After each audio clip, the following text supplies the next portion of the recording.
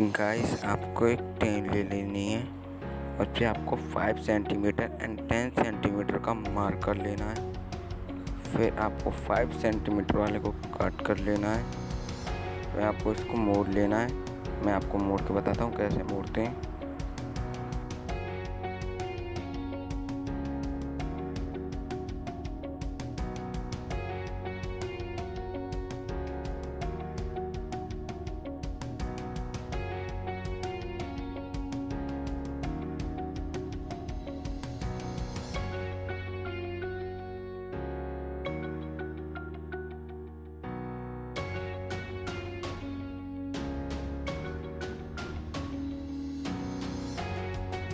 आप चाहें तो इस पर वेल्डिंग करा सकते हैं। मैं इस पर स्क्रू लगाऊंगा इधर की साइड में, आपको बताता हूँ।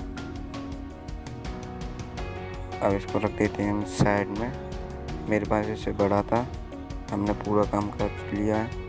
तो आपको इस पर वेल्डिंग करा लेनी है। चलिए मैं दिखाता हूँ। मैं इस पर स्क्रू लगाने वाला हूँ।